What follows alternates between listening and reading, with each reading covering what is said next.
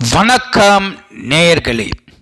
அஜித் நடிப்பில் வெளியான மங்காத்தா படத்திற்கு பாடல்கள் எழுதிய கவிஞர் வாலி ஒரு பெரிய ஹிட் பாடலை கொடுத்தது போதும் அந்த பாடலின் கடைசி 2 வரிகளை கங்கை அமரன் எழுதி பாடலை முடித்து வைத்துள்ளார் என்பதும் பலரும் அறியாத ஒரு தகவலாக உள்ளது. வாங்க என்னன்னு பார்க்கலாம். 2007ஆம் ஆண்டு வெளியான சென்னை 28 படத்தின் மூலம் இயக்குநராக அறிமுகமானவர்தான் வெங்கட் பிரபு.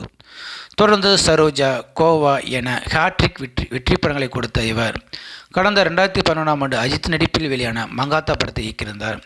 அஜித்தின் வாழ்க்கையில் பெரிய வெற்றி படங்களில் ஒன்றாக இருக்கும் மங்காத்தா படத்தில் அஜித்துடன் இணைந்து அர்ஜுன் முக்கிய கேரக்டரில் நடித்திருப்பார்.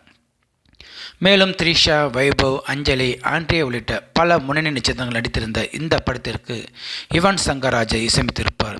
இந்த படத்தில் அனைத்து பாடல்களும் ரசிகர் மத்தியில் நல்ல வரவேற்பு பெற்றிருந்தாகும். குறிப்பாக வாலி எழுதிய வாடா பின்லேடா ஒளியாதே சோடா என்னடி உண்டவர் என்று ஈடிடா என்ற பாடல் இளைஞரின் கவனத்தை ஈர்த்தது என்றே சொல்லலாம். இந்த பாடல் பதிவும்போது நடந்த சுவாரஸ்யமான அனுபவத்தை இந்த பாடலை பாடிய பாடகர் கிறிஸ் ஒரு பேட்டியில் கூறியுள்ளாராம். வாங்க என்னன்னு பார்க்கலாம்.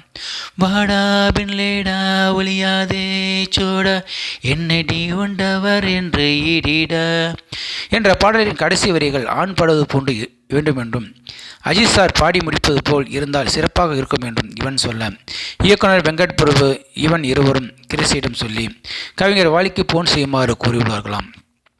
வாலி 8 மணிக்கு போன் செய்தாலே கோபப்படும் சுபாவம் கொண்டவராம். ஆனால் இவர் 9 மணிக்கு போன் செய்ய போனை எடுத்த அவர், என்னையா இந்த நேரத்தில் போன் பண்ணியிருக்க என்று கேட்க, பாடல் வரிகளை மாற்ற வேண்டும் என்று கிறிஸ் கூறியுள்ளாராம். நான் ஹாஸ்பிட்டலில் இருக்கேனையா என்று சொல்லி வாலி சொல்ல, சார் எங்கள் ஹாஸ்பிட்டலில் இருந்தால் எதுக்காக போன் எடுத்தீங்க என்று கிறிஸ் கேட்க, கையில் இருந்தது எடுத்தேன். ஒன்று பொண்ணு பாடலை கங்கை அமரனிடம் கொடு, அதற்கு ஏற்றபடி கடைசி வரிகளை அவன் மாற்றி கொடுப்பான் என்று வாலி கூறியுள்ளாராம். அதன் பிறகு வெங்கட் பிரபு தனது அப்பா கங்கை அமரனுக்கு போன் செய்து சொல்ல, கடைசி 2 வரிகளை கங்கை அமரன் மாற்றி கொடுத்துள்ளாராம். ஸோ நேயர்களே, இந்த வீடியோ பார்த்துருக்கு நீங்கள் வீடியோ பிடிச்சிருந்தால் லைக் பண்ணுங்கள், ஷேர் பண்ணுங்கள். வீடியோ பற்றின கருத்துக்களை கமெண்ட் பாக்ஸில் கமெண்ட் பண்ணுங்கள். அப்படியே பக்கத்தில் இருக்கிற பெல் சிம்பிள் கிளிக் பண்ணுங்கள். அப்போ தான் நான் போடுற வீடியோ அடிக்கடி வந்து ரீச் ஆகும். மறக்காமல் சேனலை சப்ஸ்கிரைப் பண்ணுங்கள். தேங்க்யூ, வணக்கம்.